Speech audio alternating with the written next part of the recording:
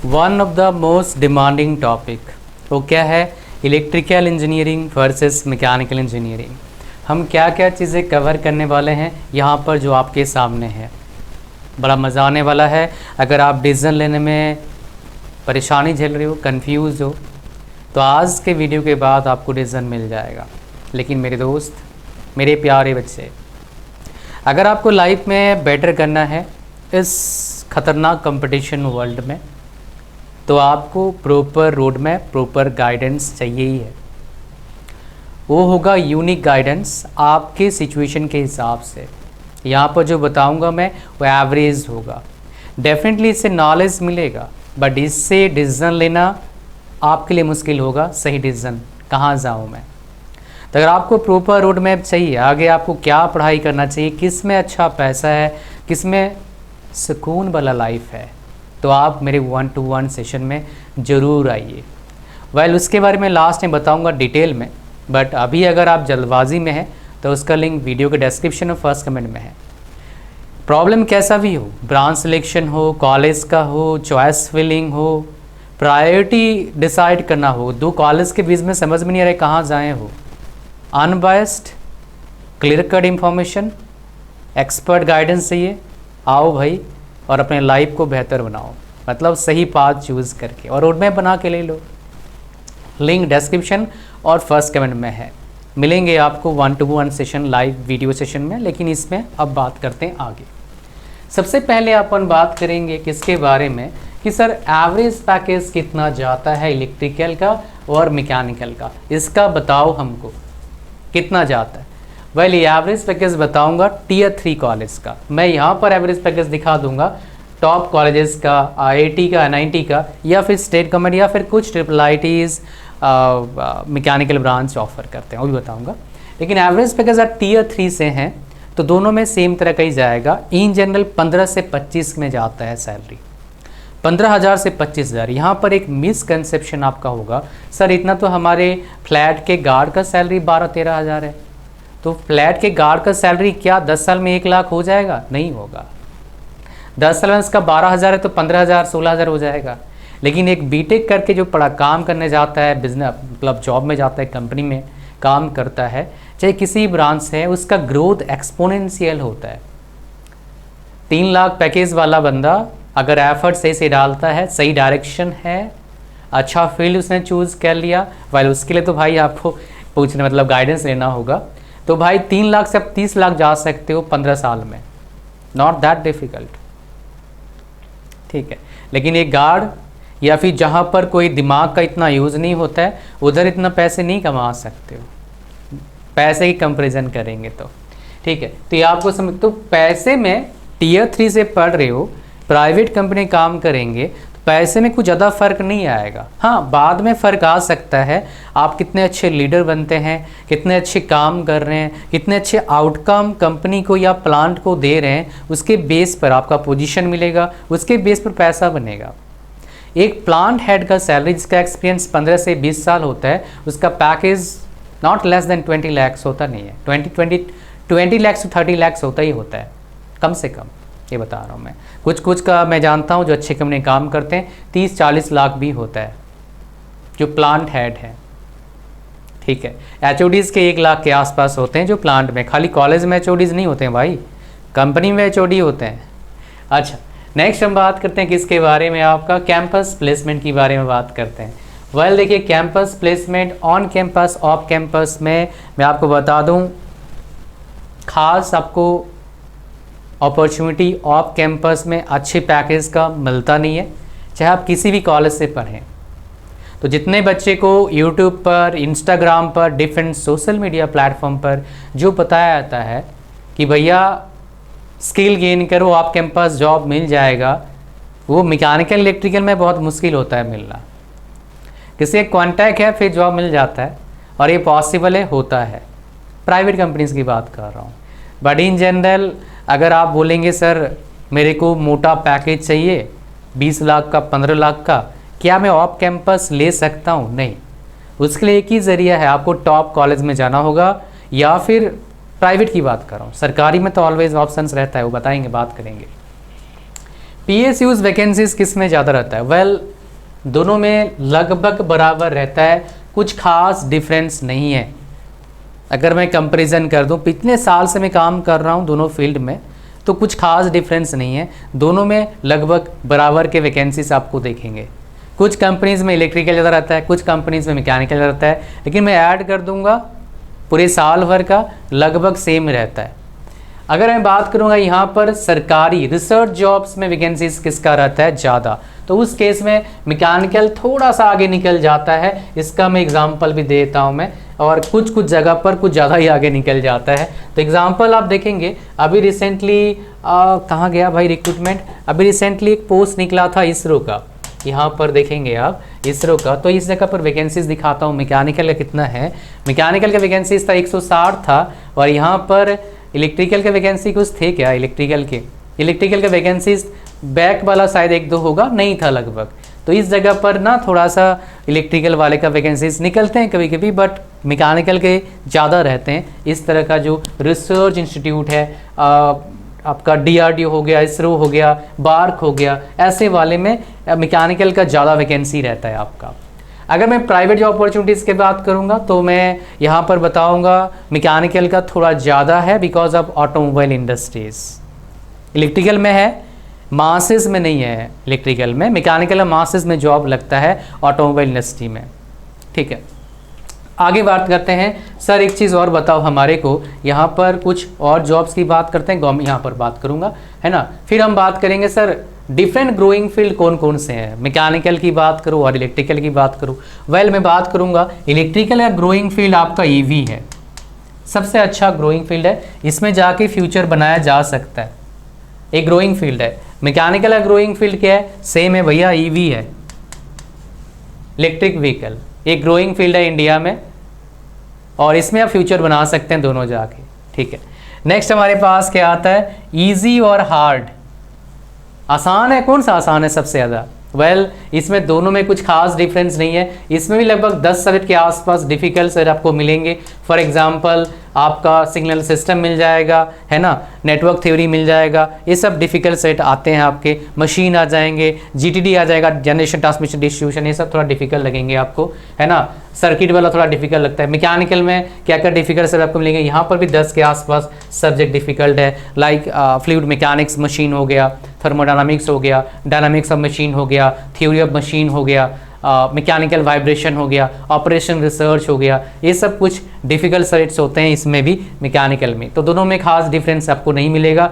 आप इलेक्ट्रिकल वालों से पूछेंगे इलेक्ट्रिकल बहुत डिफिकल्ट है, आप मैकेनिकल वालों से पूछोगे बोलेगा मैकेनिकल बहुत डिफिकल्ट। आप बोलेंगे तो आप क्या है, मैं मैकेनिकल से पढ़ाई किया, लेकिन मैं टीचर हूँ तो मेरे को पता है दोनों लगभग सेम है, कुछ खास डिफरेंस नहीं है। अगर आगे बढ़ते हैं, हमारा फ्यूचर स्कोप आफ्टर 10 ईयर्स। अगर देखो यार, प्राइवेट में जाओगे आप Tier 3 से पढ़ के, तो दोनों में ही कुछ खास आपको डिफरेंस नज़र नहीं आएगा। थोड़ा सा एज मैं बोल सकता हूँ 10-15% बेनिफिट आपको ज़्यादा मिल सकता है अगर सही कंपनी में पहुँच जाते हो, जो ऑटोमोबाइल कंपनी में पेइंग कैपेसिटी थोड़ा अच्छा रहता है। 10-15 साल एक्सपीरियंस के बाद आप 1.5 लाख से 2 लाख तक पहुँच सकते हो। Even you are from Tier 3 college. 15 साल सारे पहुँचते करने, कितने परसेंट पहुँचते हैं? 10% के आसपास, 10 से 20% के आसपास पहुँच पाते हैं। इलेक्ट्रिकल में 2 लाख पहुँचना थोड़ा मुश्किल होता है। हाँ पहुँचते हैं, थोड़े से कम परसेंटेज पहुंचते हैं, बट होते हैं, ऐसे ही जॉब प्रोफाइल होते हैं। अच्छा इलेक्ट्रिकल कंपनी है भाई, ऐसा ही नहीं है, बट मासेस में इतने जॉब्स नहीं है इलेक्ट्रिकल, इतना मैकेनिकल के। इलेक्ट्रिकल का फ़ायदा क्या है, मेंटेनेंस के इंजीनियर का जॉब हर जगह रहता है, तो ये ईजिली मिलता है, और वो जॉब रिप्लेसेबल नहीं है, कोई भी रिप्लेस नहीं कर सकता है उस जॉब को। अभी अगर आप मैकेनिकल में जॉब करने जाएंगे, इलेक्ट्रिकल में जॉब करने जाएंगे, तो प्रोडक्शन डिपार्टमेंट से थोड़ा दूर रहना, बिकॉज ऑटोमेट हो रहा है प्रोडक्शन डिपार्टमेंट।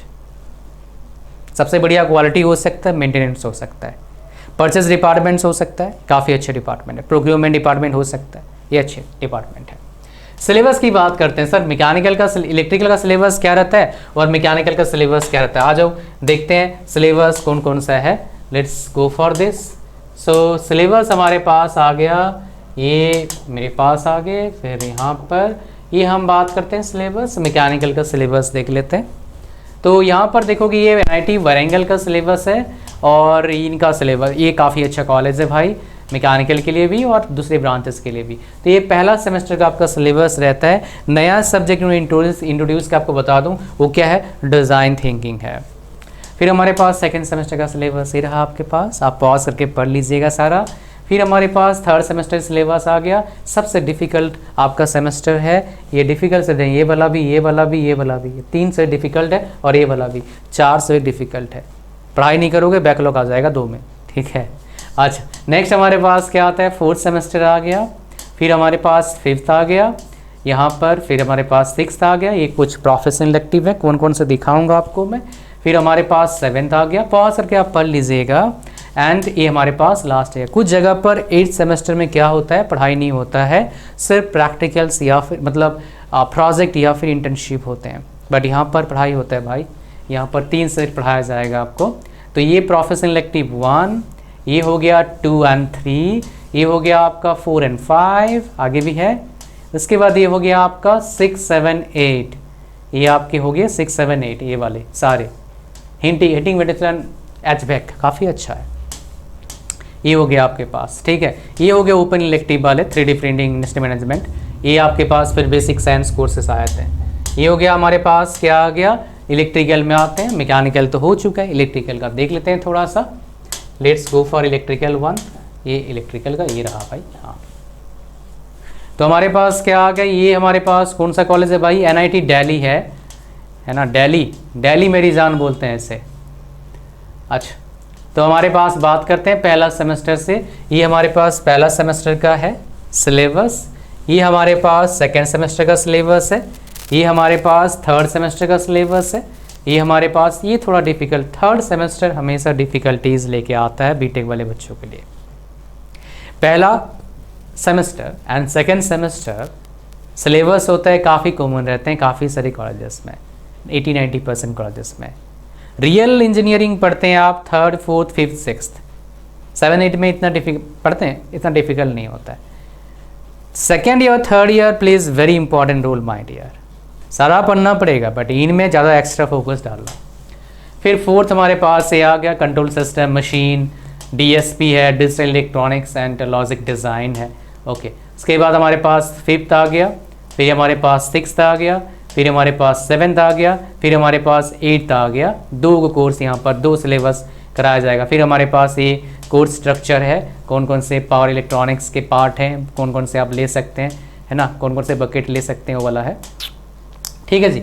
फिर आगे बढ़ते हैं, हमारे पास जो हमारे पास बचा कुचा चीज़ें हैं उसके बारे में डिस्कस करेंगे, जो बहुत इंपॉर्टेंट है आप सभी बच्चों के लिए, बिकॉज प्रॉपर नॉलेज बहुत इंपॉर्टेंट रोल प्ले करता है अगर बढ़िया फ्यूचर चाहिए आपको।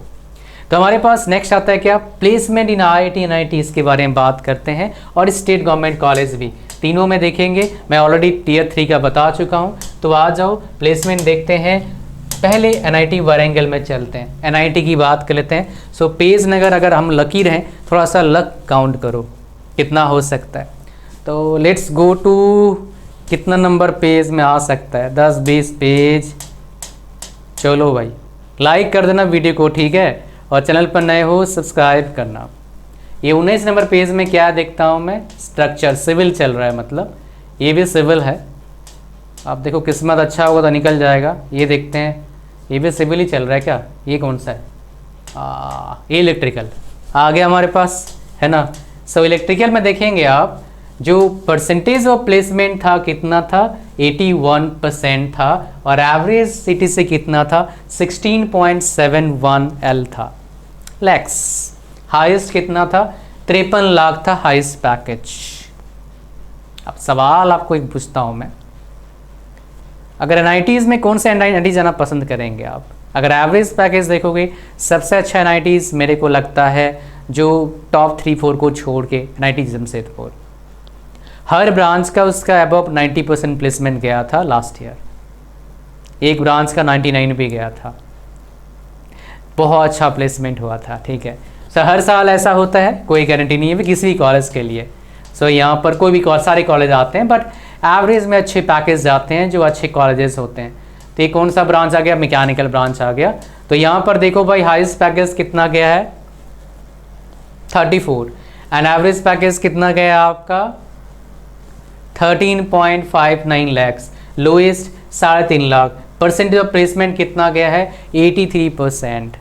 तो इलेक्ट्रिकल से थोड़ा ज़्यादा है, बट हर कॉलेज का थोड़ा डिफरेंस आता है भाई, तो इसमें ज़्यादा आप डिसीजन मत लेना।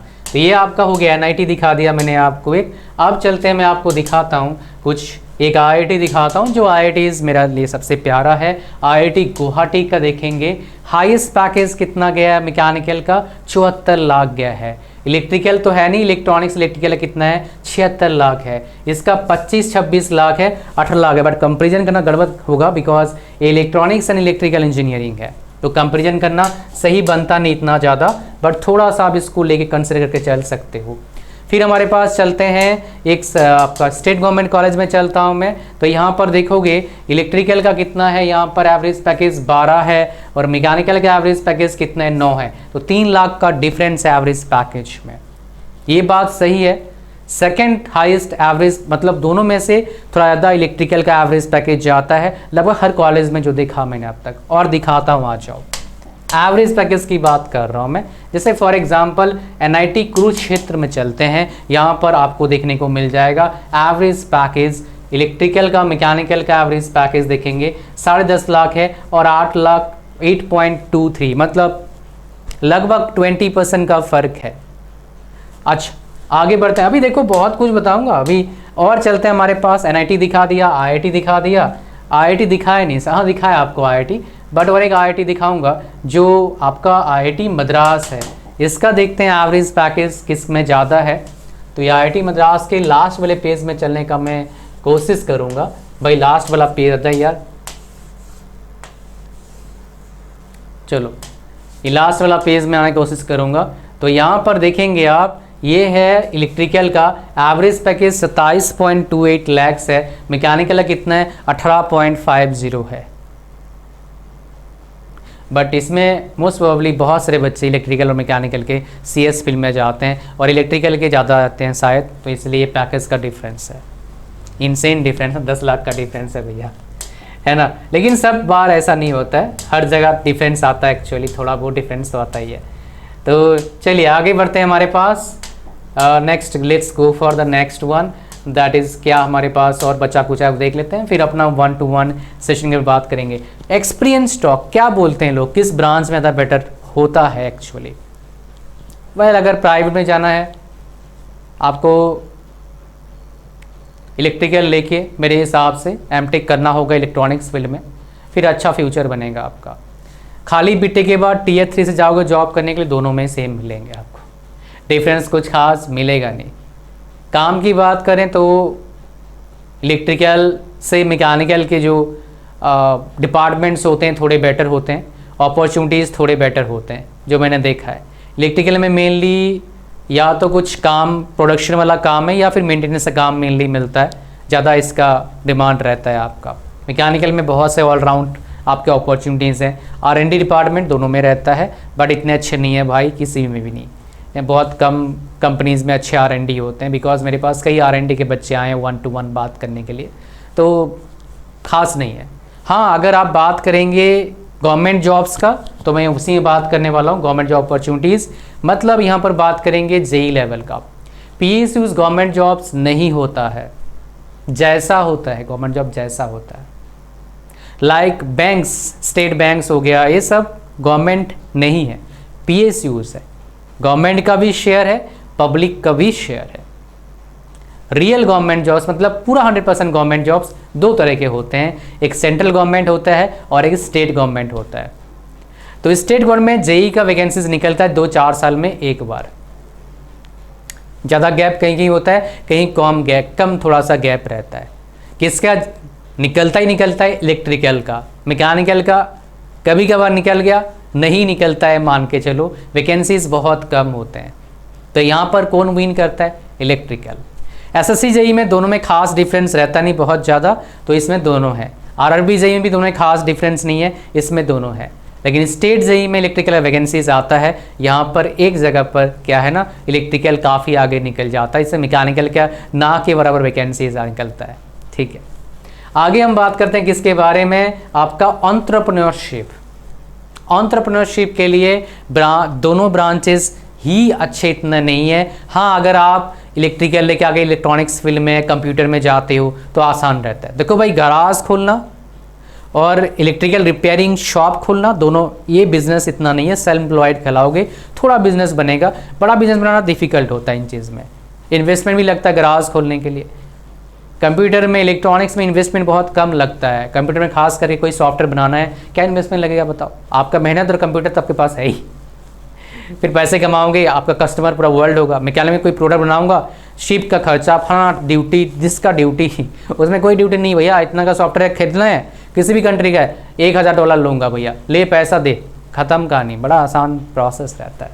ठीक है, आप समझ गए बात, मैं जो बताना समझाने की कोशिश कर रहा हूँ। लास्ट में अब समझो बात, मैं कौन हूँ भाई, मेरे पास से क्यों आओगे? 13 ईयर्स ऑफ एक्सपीरियंस है इस फील्ड में पढ़ाते हुए। 5 साल ऑफलाइन पढ़ाया, 3 साल ऑनलाइन पढ़ाया, 7 साल से कोचिंग चला रहा हूँ, हज़ारों बच्चों को मैं गाइड कर चुका हूँ। आपका ड्रीम कॉलेज, ड्रीम जॉब, ये सब बच्चे मेरे पास आते हैं, आ रहे हैं, आगे भी आएंगे। So I know what should be a correct path to follow, right path to follow, so that you can achieve what exactly you deserve to achieve. Do not let it go.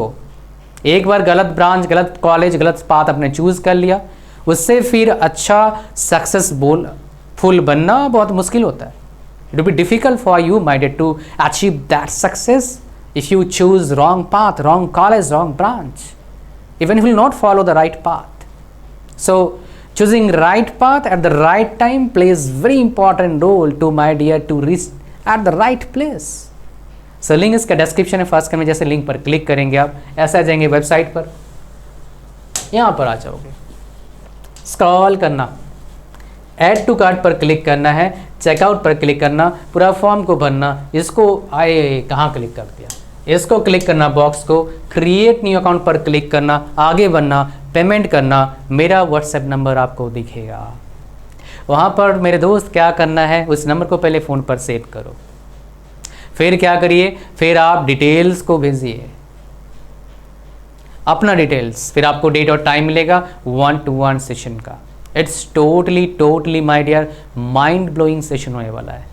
आप कहीं पढ़े हो, ये आपके life का सबसे best session होने जा रहा है। लिंक डिस्क्रिप्शन में है। और एक इंपॉर्टेंट इन्फॉर्मेशन, किसी बच्चे का मान लो पेमेंट में एरर आ रहा है, पेमेंट नहीं कर पा रहा है, तो इस नंबर को फ़ोन पे सेव कर लो, फिर इस नंबर पर व्हाट्सएप मैसेज भेजो कि सर हमको चाहिए ऑल्टरनेट पेमेंट मेथड, आपको हम दे देंगे, उसमें पेमेंट करना, फिर सेम प्रोसेस, डेट और टाइम मिलेगा आपको 1-to-1 सेशन का। साथ में क्या दे रहा हूँ मैं, ये आपको हाई क्वालिटी प्रोफेशनल 11 कोर्सेज दे रहा हूँ, इंक्लूडिंग मेरा सेल्फ डेवलपमेंट का कोर्स है। मतलब क्या, प्रोफेशनल पढ़ाई जब कर रहा था उसमें मेरा प्रोफेशनली कैसे अच्छे मार्क्स बढ़े। Well, I have been below average student, but फिर भी मैंने 6 बार ब्रांच टॉप कॉलेज 6 बार ब्रांच टॉप किया, कॉलेज टॉप किया। सेकेंड टॉपर जो थी उसके मेरे से 50 नंबर कम मार्क्स आए थे। मैं मैकेनिकल का, वो CS से थी, और मैं यूनिवर्सिटी में भी रैंक लाया काफ़ी बार। Then how come a student who got in 12th class 55.8% did this whole strategy with very simple manner? I have shared in this program under 2 category, 2 I must say that file or steps or whatever 2 categories in the course. That is one, reading and writing. Once you will go through it, you will understand where exactly we make mistake. That is why we are unable to score good marks in the examination. Even you know the topic, you know about the topic, what topic examiner ask in the question. And on the other hand, many people able to score very good marks, even they have very mediocre knowledge. Many of my students able to increase their percentage by 10 to 15% marks. Well, so far right now maybe you understood the power of getting very good marks, because there are so many people cracked JEE mains as well as advanced, but they are unable to catch that score, that is 75%. That is why these people are not eligible for JOSA as well as CSAP. Now you understand why it is so important to get very good marks in the examination. Even once more, my dear, you understand, while getting into B school I mean during admission process of MBA as well as at the time of interview for campus placement. So do not listen to guys who said marks doesn't matter, skills matter. Now think about it. Without studying, cannot get proper knowledge. Without proper knowledge, can you able to get very good skills? Not possible. And if you have knowledge, you can get very good marks if you know how to write on the answer sheet. Such thing I've shared in this program. Well link is the description. मिलते हैं आपसे live 1-to-1. Video को like कर दीजिएगा, channel पर subscribe करिएगा. God bless you all. Bye bye. Thank you very much.